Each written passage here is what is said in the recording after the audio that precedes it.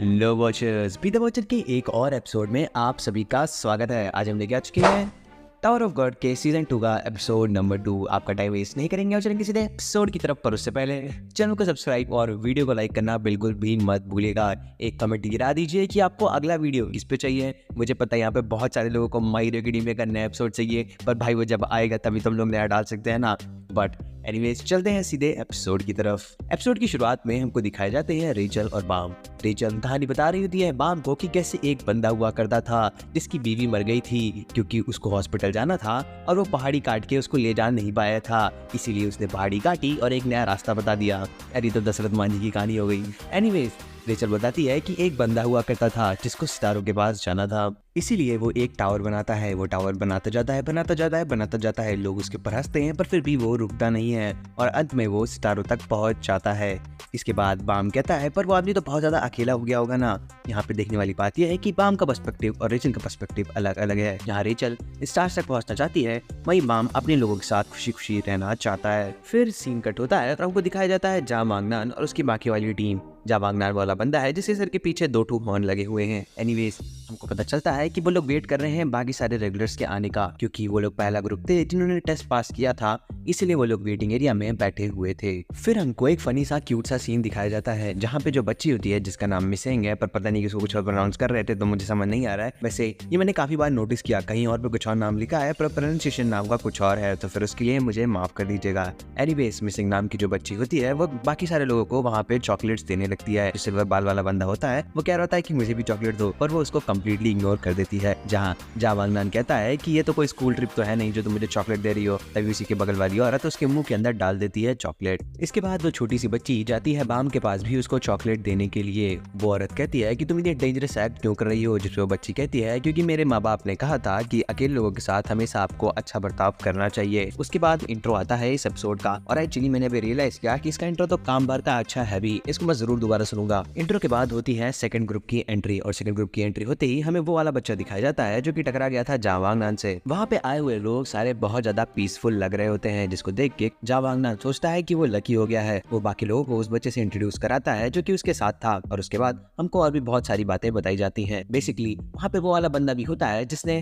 पैसे उधार दिए होते हैं जा वांगनान को। एक्चुअली हम लोग जा वांगनान को जा ही बोलेंगे क्योंकि जा वांगनान बहुत ज्यादा बड़ा हो जा रहा है। एनीवेज वहाँ पे वो वाला बंदा भी होता है जिसने पैसे उधार दिए होते हैं जा को। जा उसको देखता है और उससे पूछता है कि तुम क्यों टेस्ट देने आए हो, क्या तुमने अपनी जॉब छोड़ दी? जिसपे वो बताता है कि एक्चुअली मैं वो पैसे उधार देता नहीं है, वो बस पैसे लेता है। जिसपे जा बोलता है तो क्या तुम अंडरटेकर हो? वाओ गजब बात, यहाँ पे भी अंडरटेकर का मेंशन होता ही है। हमको बताया जाता है कि उस बंदे का नाम किम लेकर है। किम लेकर आगे हमको बताता है कि बेसिकली उसकी कंपनी का जो प्रिंस है, जो उसकी कंपनी का बॉस का बेटा है, वो ये एग्जाम देने आया है। उसका बाप के पास बहुत पैसा होने का, तो वो बहुत इन्फ्लुएंशियल होने का, उसने अपने बेटे को पैसे दे के 20th फ्लोर तक पहुंचा दिया है। बेसिकली वो उसके साथ होने वाले कंपटीटर्स को सेटअप कर देता है, तो अगर बारी आती है तो फिर वो वही पास होता है और बाकी लोग पास नहीं हो पाते हैं। और आज वो फिर से टेस्ट देने आया होता है। वो अपने साथ कई सारे लोगों को लेके आया होता है, जैसे devil of the right arm, जिसका नाम हमको बाद में बताया जाता है कि उसका नाम रॉब डेविल भी है। तो उसने हार्ट्स को हराया है। हार्ट्स वो वाला बंदा है जो कि हमको फर्स्ट सीजन में दिखाया गया था, जिसके पास 2 तलवारें होती हैं और वो समुराई वाला रोग पहनता है। वही बंदा जो कि अनाक जिहाद की टीम में था। अगर आपको अभी भी याद नहीं आ रहा है तो आपको याद नहीं आएगा। एनीवेज आगे बढ़ते हुए हम बताते हैं कि उसने साथ में युवा को भी लाया है। युवा बेसिकली एक रॉयल फैमिली की प्रिंसेस है और उसके पास जो पावर है वो उसको उस प्रिंसेस फैमिली का फ्लेम थ्रोअर बना देती है। उसने इन सभी लोगों को लोन दिया होगा या पैसे दिए होंगे और इसी कारण ये लोग स्टक हैं सबके साथ। और फिर उसके बाद हमको टेस्ट डिस्क्राइब किया जाता है। सबसे पहले टेस्ट का प्रॉक्टर आता है। प्रॉक्टर का नाम होता है लव।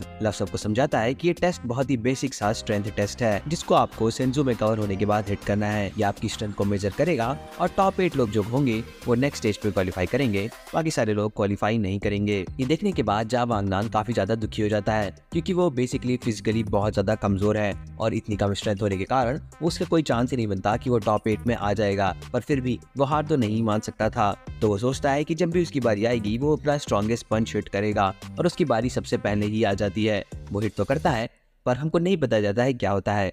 फिर सीन कट होता है और हमको एक और बार दिखाया जाता है कि क्या हुआ। बेसिकली वो रैंक 10 पे आ चुका होता है और अभी केवल 17 लोगों ने टेस्ट दिया भी होता है। टोटल 24 लोगों को टेस्ट देना होता है और उसमें वो ऑलरेडी रैंक 10 पे होता है। इसका मतलब कि वो कोई भी चांस से क्वालिफाई नहीं करने वाला है। फिर उसके बाद जो प्रिंस वहाँ पे होता है वो कहता है कि ये बहुत ज़्यादा बोरिंग होता जा रहा है, तो इसीलिए चलो कुछ चेंज करते हैं। फिर उसके बाद वो कहता है कि जिसकी भी रैंक 1 आएगी इस टेस्ट में वो अपने साथ यीवा को लेके जाएगा। यीवा यानी कि उस प्रिंसेस वाली लड़की को, जिसपे वो मना करने लगती है। वो कहती है कि तुम मुझे ओन नहीं करते हो, तुम बस मुझे कुछ पैसे दिए हो। उसके बाद वो कहता है पर अगर तुम्हारी फर्स्ट रैंक आएगी तो तुम अपनी आज़ादी ले सकती हो, जो सुन के वो मान जाती है क्योंकि ऑब्वियसली उसको अपनी आज़ादी तो चाहिए ही। ये सब बात सुनने के बाद बड़ा वाला आदमी जो था वो वहाँ से चल के आने लगता है। वो वाला बंदा जिसके कंधे के ऊपर पंख बना हुआ है वो आता है और कहता है कि ये सब बकवास मुझसे मत करो। फिर उसके बाद उसका पंख चेंज होता है मुक्के में और एक वो बहुत अच्छा तगड़ा मुक्का मारता है और वो मुक्का इतना ज्यादा पावरफुल होता है कि उससे उसकी रैंक 1 आ जाती है, वो भी ऑलमोस्ट डबल पॉइंट करके। हमको बताया जाता है कि उसका नाम है कांग। फिर उसके बाद प्रिंस कहता है कि ये बहुत इंटरेस्टिंग हो रहा है। फिर हमको दिखाया जाता है वो डेविल का राइट हैंड। उसके बाद हमको दिखाई जाता है कि उसको ऐसा क्यों कहा जाता है। वो अपना पंच यूज करता है और उसका पंच इतना ज्यादा पावरफुल होता है कि वो कांग का भी डबल होता है और वो एग्जैक्टली 12,000 पे जाके रुकता है। फिर प्रिंस कहता है क्योंकि ये भी मेरा है इसलिए तुम भी मेरी ही हुई। फिर उसके बाद यीवा का टर्न आता है। वो कहती है कि कोई बात नहीं, चिंता नहीं करने का मामू, वो खुद ना कुछ कर लेगी। वो स्लिप होती है पर फिर भी क्योर उसके कनेक्शन से ही जो पॉइंट होते हैं वो पिछले वाले से भी डबल आते हैं, यानी कि ऑलमोस्ट 23,000। फिर हमको बताया जाता है कि नेक्स्ट पर्सन कौन है और नेक्स्ट पर्सन कोई और नहीं बल्कि अपना प्रिंस होता है। सबको लगता है कि यहीं पे गेम खत्म हो गया क्योंकि प्रिंस तो किसी भी हालत में उससे ज्यादा स्कोर कर ही नहीं सकता है, पर प्रिंस बाकी सारे लोगों की मदद से किसी तरीके से उससे भी ज्यादा स्कोर करने में कामयाब हो जाता है। फिर यीवा ये भी कहती है जाते जाते कि मुझे पता था कि तुम बोरोड सन से क्लाइंब नहीं कर पाओगे। फिर हम देखते हैं कि उसका पॉइंट होता है 25,000। इसको देखने के बाद वो प्रॉक्टर से कहती है कि मुझे सेकंड ट्राई दे दो, बट वो ऑब्वियसली नहीं मानता है। सिल्वर हेयर वाला आदमी कहता है कि तुम लोग क्यों इतना चिंता कर रहे हो, यहाँ पे जो सबसे स्ट्रॉन्गेस्ट है उसने अभी तक टेस्ट दिया ही नहीं है और वो कोई और नहीं बल्कि अपना बाम होता है जिसका नाम यहाँ पे लिखा होता है वियोले।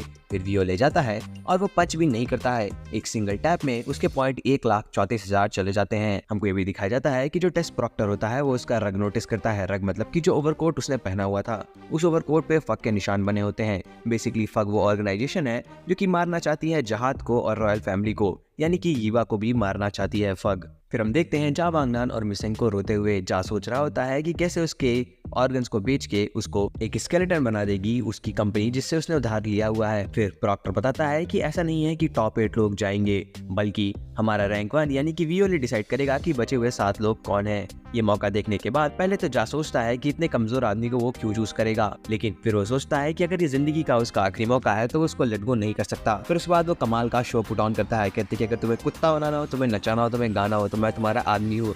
वैसी बहुत सारी नौटंकी करता है और उसके बाद उसके पैरों में गिर के उससे कहने लगता है कि प्लीज मुझे लेते चलो। तब तक सिल्वर हेयर वाला बंदा आता है, वो कहता है कि हाँ मुझे भी लेते चलो, मेरी एक बेटी है घर पे, मुझे उसके लिए वापस जाना है, प्लीज मुझे लेते चलो, क्योंकि वो ऑब्वियसली फालतू फर्जी की नौटंकी कर रहा होता है। तभी तक एक और बंदा आ जाता है कांग, वो कहने लगता है कि मुझे भी लेते चलो क्योंकि मुझे किसी को खोजना है। फिर वो मिसेंग भी आती है कहने के लिए कि मुझे लेते चलो। तब तक ईवा आ जाती है, वो कहती है कि ये सब ढोंग करना बंद करो। पहली बात है तुम किसी भी तरीके से फक के मेंबर नहीं हो और दूसरी बात तुम्हें अगर जाना ही है तो फिर स्ट्रॉन्गेस्ट लोगों के साथ जाओ। फिर उसके बाद हमको वियोले बताता है कि नहीं वो एक्चुअली में फक का मेंबर है। वो बताता है कि उसका पूरा नाम है ज्यू वियोले ग्रेस और वो फक का स्लेयर कैंडिडेट है। स्लेयर बेसिकली वो लोग होते हैं जिनको सेलेक्ट किया जाता है जिहाद की फैमिली को मारने के लिए। फिर हमको फाइनली में बाम या फिर वियोले का डिसीजन बताया जाता है। वो कहता है कि उसको किसी के भी साथ नहीं जाना है, उसको अकेले जाना है। जिस पर टेस्ट प्रॉक्टर कहता है कि ऐसा नहीं हो सकता है, तुम्हें किसी को तो अपने साथ लेके जाना ही होगा। जिससे वो कहता है नहीं मुझे अकेले जाना है और वो अपनी बात बताता है।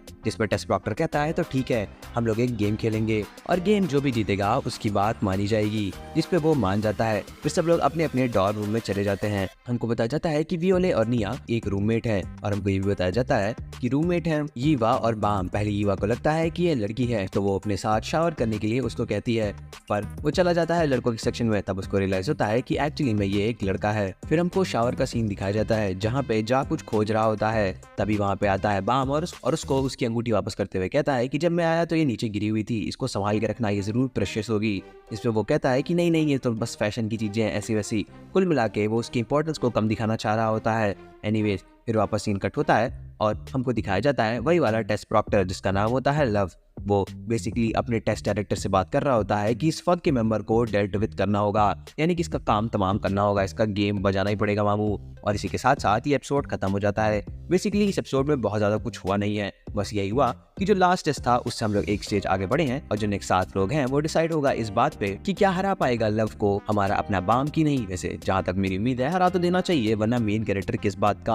और फिर भी हमको ये बात ध्यान में रखना चाहिए, लव एक हाई रैंकर है तो इतना आसान भी नहीं होगा हमारे प्यारे बाम पोज को हराने के लिए। पर फिलहाल के लिए तो इस एपिसोड में इतना ही। कमेंट करना, लाइक करना, वीडियो को शेयर करना, सब्सक्राइब करना बिल्कुल भी मत भूलिएगा। हम 25 के सब्सक्राइबर के बहुत ज़्यादा करीब हैं तो उसको प्लीज़ कंप्लीट करा दीजिए। Anyways, thank you for watching and be the watcher.